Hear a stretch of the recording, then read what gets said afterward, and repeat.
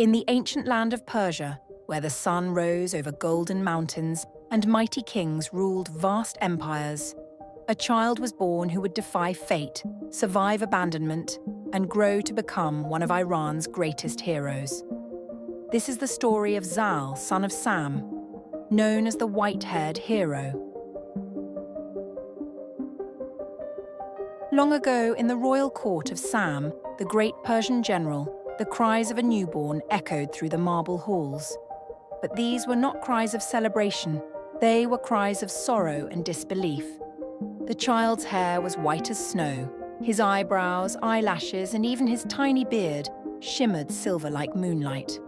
The nobles whispered, "A sign of evil, a curse from the gods."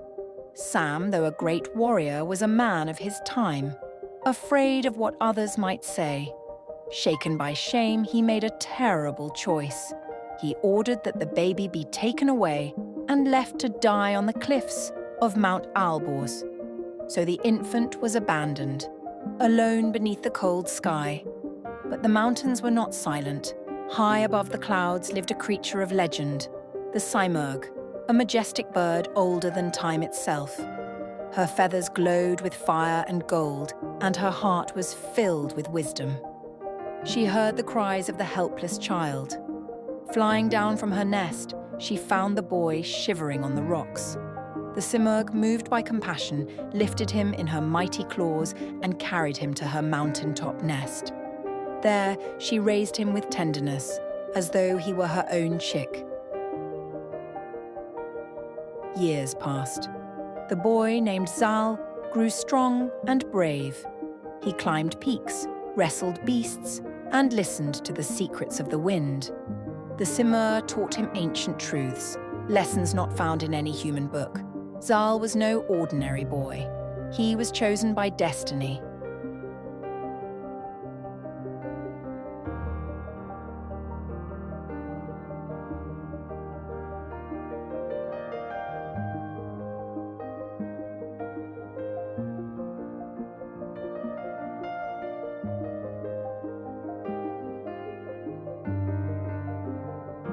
Far away, Sam was tormented by dreams. He saw his son in visions, alive, watching him with eyes full of sorrow.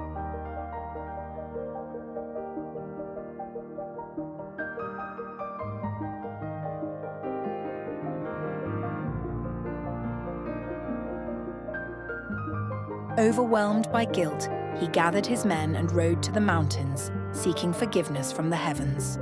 And there, at the foot of Mount Alborz, he saw him, a tall, noble youth with silver hair and eyes like fire.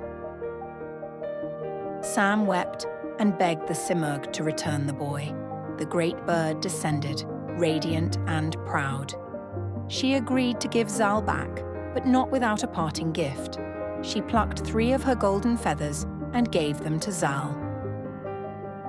"Burn one if ever you are in grave danger," she said, "and I shall come to your aid."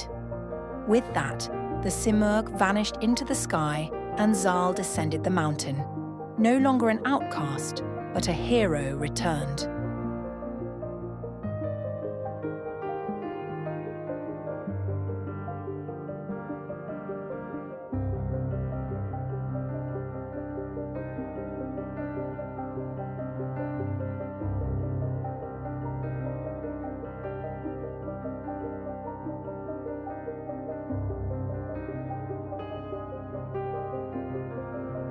Zal now walked among kings and warriors. He proved himself in battle and court.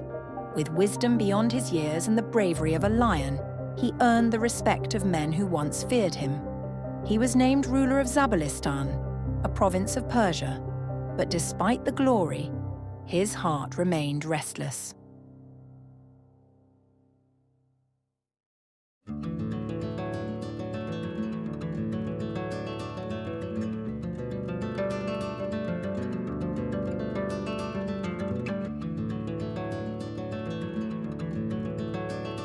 Until one fateful journey through the kingdom of Kabul changed everything.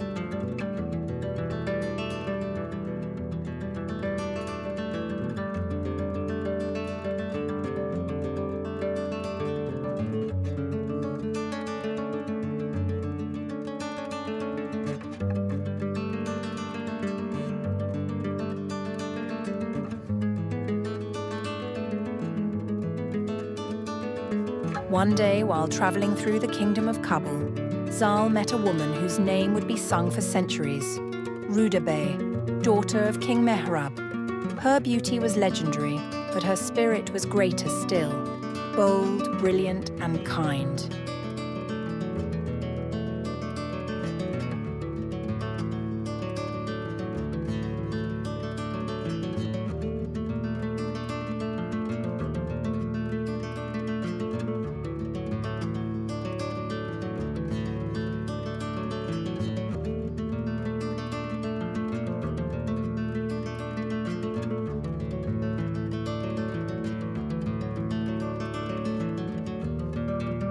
Their love was instant and forbidden. She was descended from Zahak, the tyrant serpent king of old.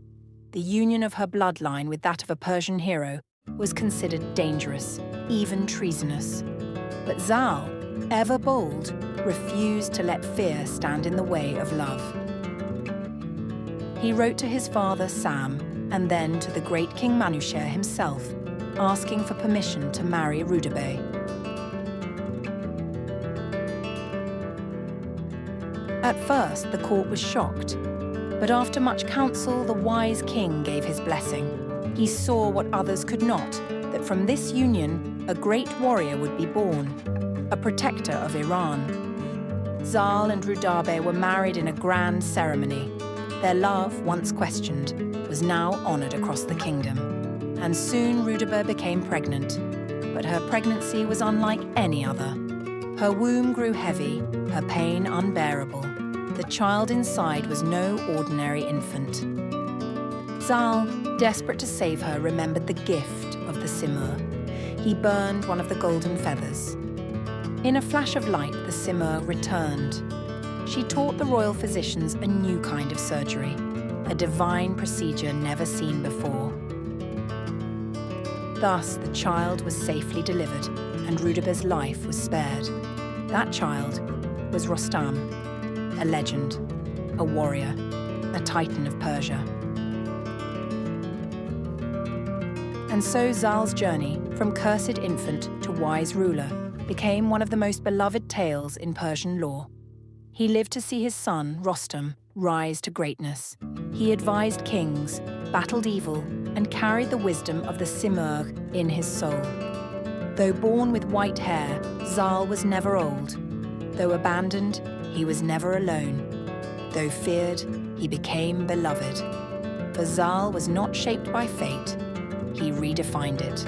And this, dear listener, is the tale of Zal, the white-haired hero, the mountain-raised sage, the father of legends.